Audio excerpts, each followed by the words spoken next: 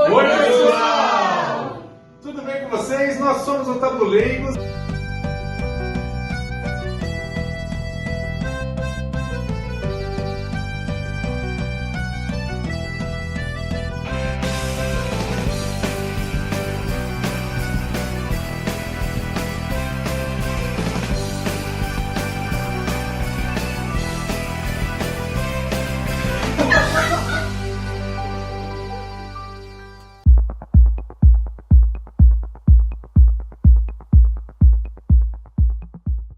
O curso de jogos digitais aqui da PUC, ele atualmente é um curso tecnólogo de 2 anos e meio. Dentro do curso nós desenvolvemos diversas atividades. Cada semestre é um projeto diferente, sendo o primeiro semestre o jogo de tabuleiro, que é integrado justamente com o digital. O segundo semestre, jogo 2D e assim por diante. Cada semestre a gente entra em uma área diferente dos jogos, tanto de arte quanto de programação. O segundo semestre é um jogo 2D, o terceiro semestre é um jogo 3D, o quarto tem a ver com multiplayer e o quinto é mais a parte de marketing para tentar vender os nossos jogos. Eu entrei no curso de jogos digitais sem saber de absolutamente nada. Eu tinha zero noção do que era fazer um jogo, do que era programar, do que era mexer num Photoshop. Então, eu confesso que eu tive bastante dificuldade no início de entender, mas principalmente porque eu não tive esse repertório externo. Provavelmente o cara que, por exemplo, já fez um cursinho básico de lógica de programação, ou então já teve um contato com algum software de arte, ele vai sentir um pouco mais de facilidade. Eu, no caso, eu tive essa dificuldade porque eu não tive essa bagagem anterior. Porém, eu consegui me desenvolver dentro do curso, porque a quantidade de conteúdos que a gente aprende é bastante, apesar de ser visto muito rápido, assim. Porém, você tem toda a parte de programação, você aprende a parte lógica, orientação a objeto, nós agora estamos tendo estrutura de dados, toda a parte de como fazer a programação de um jogo multiplayer, e a parte artística é a mesma coisa, você tem as matérias de arte 2D, de arte 3D, de como que você realiza um modelo 3D, de como que você vai realizar uma sprite para jogo, porque toda a arte para games, ela é totalmente diferente de arte, por exemplo, para pintura ou para publicidade, então você tem as suas variações. Aí nesse caso, por exemplo, pra galera que nunca, que assim, tá pensando em fazer um curso de jogos digitais de faculdade mesmo, nesse caso eu recomendaria fazer algum cursinho antes. Bom, eu fiz o técnico de jogos antes de chegar na PUC, né? Foi um susto, né, para meus pais eu virar e falar, eu quero fazer jogos digitais, né? Eles ficaram, o que é isso, né? Você vai ficar passando o jogo o dia inteiro jogando joguinho? Mas não é bem assim, né? Aí eles estudaram, viram o que era, aí deixaram eu fazer, né, o curso. E lá a minha turma era pequena e tinha outras turmas também. A mais perto de nós era informática. E muitas pessoas da informática falaram, vocês fazem jogos, que legal. Eu queria fazer também, mas meus pais não deixaram, né? E tem esse muito preconceito, né? Mas jogos digitais não é você jogar, é você fazer o jogo. E as etapas são muito grandes, muito complexas. No semestre passado, nós começamos o nosso projeto do jogo de tabuleiro, que era inicialmente voltado para o curso mesmo. E nós tínhamos também uma tarefa extra, que era fazer com que o nosso jogo ele incluísse o público idoso, não só apenas ser um jogo para atender todo mundo.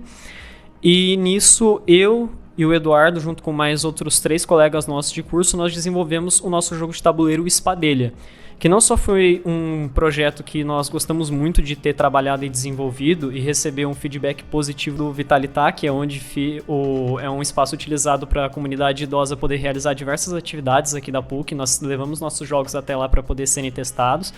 E os nossos playtests que nós realizamos no curso, onde todo semestre a gente tem pelo menos 2 datas em que nossos jogos são testados entre a galera do próprio curso.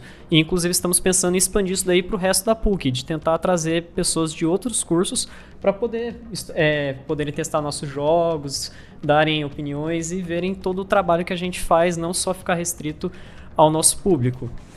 E aí, eu e o Eduardo, nós acabamos dando continuidade no projeto e nós inscrevemos ele dentro do Motive-se. O Motive-se, para você poder fazer a inscrição, ele é bem simples, ele tem um período de que você pode realizar a inscrição e ele te dá um arquivo de PDF que é toda a base que você tem que seguir para poder enviar o projeto. Então você não pode jogar ele de qualquer jeito, você tem que seguir toda uma linha de problema, de solução, se o seu projeto ele tem algum mercado que ele atende, como que ele vai resolver tal problema, dá toda uma contextualização. E aí você mandando esse projeto, ele vai ser selecionado e aprovado. E aí ele sendo aprovado, você recebe um e-mail e é chamado para o Motive-se. E o nosso caso foi até engraçado, porque a gente fez a apresentação do projeto, enviou bem aos 45 do segundo tempo, tipo, era 11h59 do último dia de inscrição, e a gente foi chamado literalmente um dia antes, faltando meia hora para poder fechar as inscrições do Motive-se. E aí lá a gente recebeu toda uma orientação de mentores da Venture Hub, que é uma empresa que auxilia na fundação e criação de startups, junto com alguns professores aqui da PUC, o Thomas mesmo, do design, que agora está entrando também no nosso curso de jogos, ele participou do Motive-se, e lá a gente desenvolveu o nosso projeto em como vender ele, em estruturar ele. Então o primeiro dia foi mais uma introdução de o que era um pitch que a gente tinha que realizar, que é a maneira de como vender o nosso jogo. O segundo dia a gente já tinha realizado uma pesquisa de campo para poder validar a nosso problema, para saber se ele realmente era um problema que existia, se o nosso jogo poderia de alguma maneira consertar ele. E nós também recebemos mentorias de pessoas externas da PUC e de professores também que fazem parte do programa de inovação. E aí no último dia, que caiu num sábado, que daí percorreu toda a manhã até o fim de semana, quer dizer, até a tarde, a gente trabalhou na produção do nosso pitch, de toda a nossa apresentação que a gente ia fazer no dia. E foi uma verdadeira loucura, porque a gente teve muito pouco tempo, o design da apresentação não saiu da maneira como a gente esperava, a gente teve que criar logo, nome da empresa, tudo, assim, questão de horas.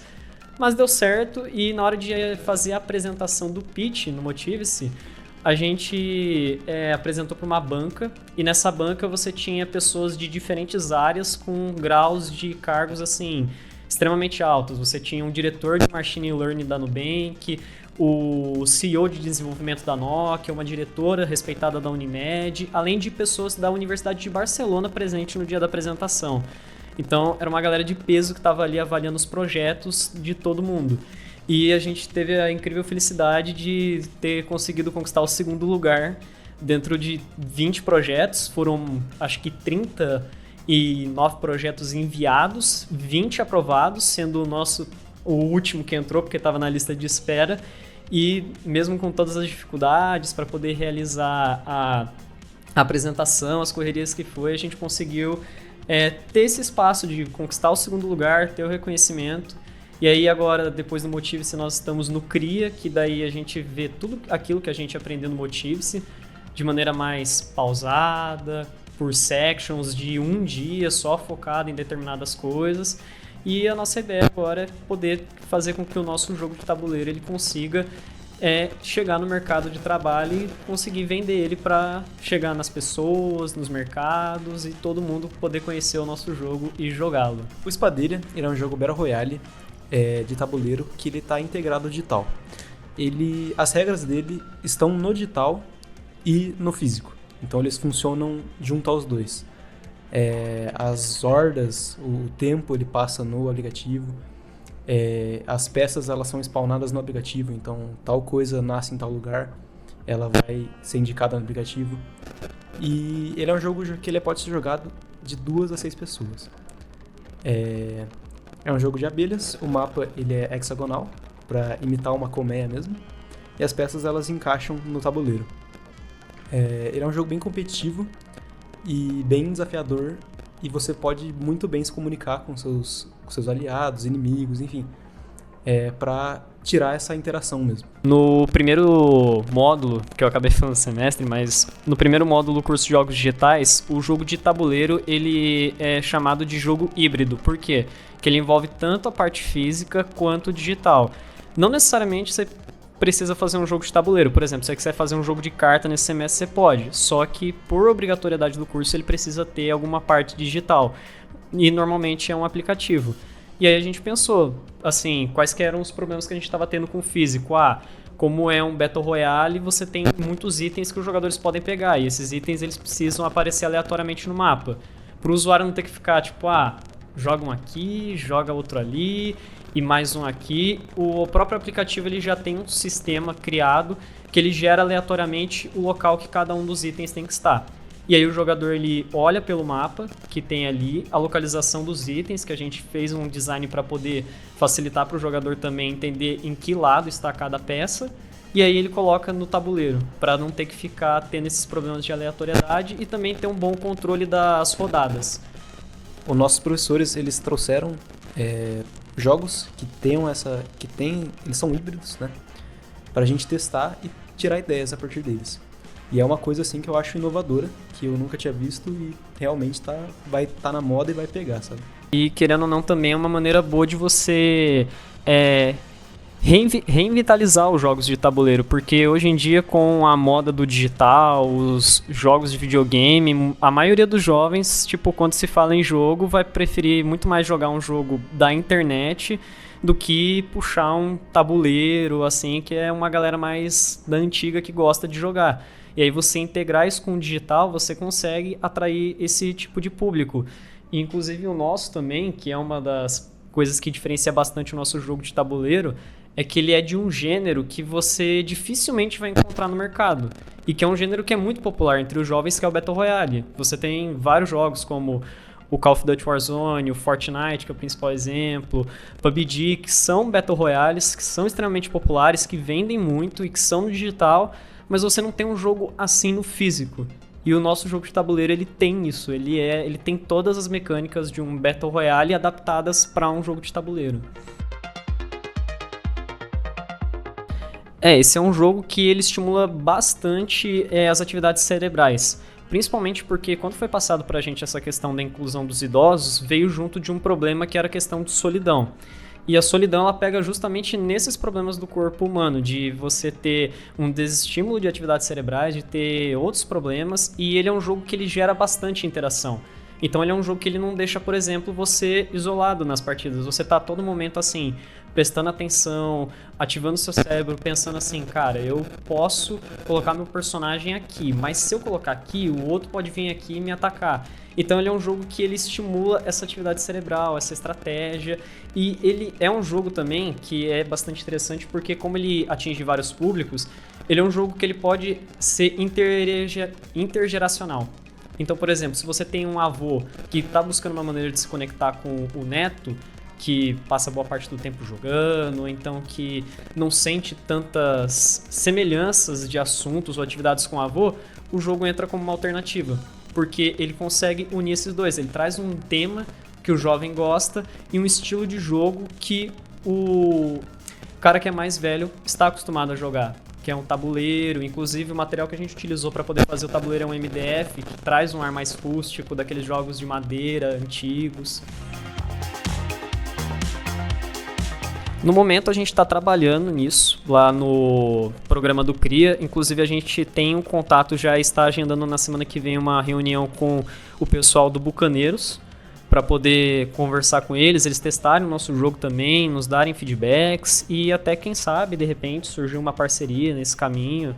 Enfim, as portas estão sempre abertas, mas se tudo ocorrer bem, como a gente está planejando, provavelmente no início do ano que vem a gente já está começando a vender já, que no momento a gente só tem uma cópia dele, né, que foi a que a gente utilizou para poder fazer o projeto, mas a ideia é que tendo interesse do pessoal, a gente vendo o mercado, a gente passe a produzir mais. O tabuleiro e as miniaturas do nosso jogo, a gente utilizou os laboratórios aqui da PUC do Mescla. Então a gente mandou, no caso, o design do tabuleiro, o design das miniaturas para o técnico de lá, e ele mesmo, com as máquinas que tem, de máquina de corte a laser, impressora 3D, ele executou para a gente e cobrou o valor em cima. Aí, além disso, a gente fez designs das fichas pelos softwares mesmo de internet, Illustrator, Photoshop, e aí depois imprimiu em etiqueta.